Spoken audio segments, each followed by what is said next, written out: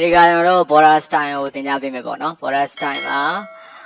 name ရှိမယ် hidden ရှိမယ် dot ရှိမယ် dash ရှိမယ် solid double group range insert offset ပေါ့နော်အဲ့ဒီပုံစံလေးတွေကဘာတွေတုံးဆိုဘယ်လိုပုံစံလေးဖြစ်လာတုံးဆိုတော့ဒီလိုပုံစံလေးဟုတ်နော် border style name border style hidden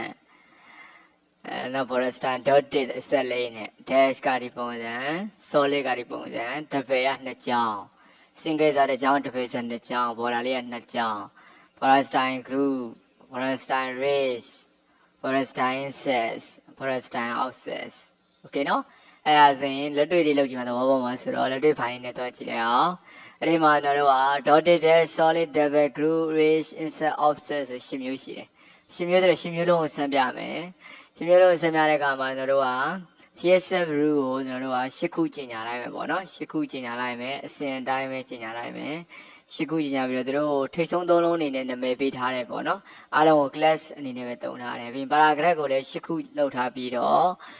တစ်ခုပြီးတစ်ခုလိုက်ချိန်ပေးတယ်ပေါ့နော် dots and dot ပေါ့အဲဒီမှာရေးသားဝင် style တွေက border style dotted နော် border style dash border style solid border style double border style group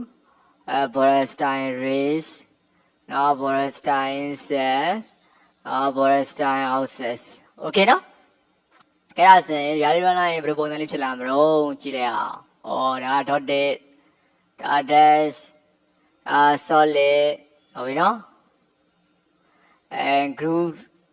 race ကျတော့ဖောင်းကျွတ်လေးဖြစ်လာရင်နော်race မှာမှ insert ဆိုရင်အတွင်းဖောင်းနဲ့ offset ဆိုရင်အပြင်ဖောင်းပုံစံလေးဒီမှာဖြစ်လာโอเคနော်ဒါဆိုရင်ဒါ CSS မှာအသုံးပြုလို့ရတယ် border တွေပေါ့နော်ရှင်တော့ဒီ CSS ပညာပေါ်ခင်တော့ table တွေနဲ့ပဲ table တွေကိုပဲ border ခတ်လို့ရတယ်အခု CSS ဖြစ်တဲ့အတွက် CSS မှာဆိုတော့ table တွေမကတော့ကြိုက်တဲ့ element တွေကိုကြိုက်တဲ့အားတွေကို border ခတ်လို့ရတာဟုတ်ပြီနော်ဒါလေးတစ်ချက်မှတ်ထားပေးမယ်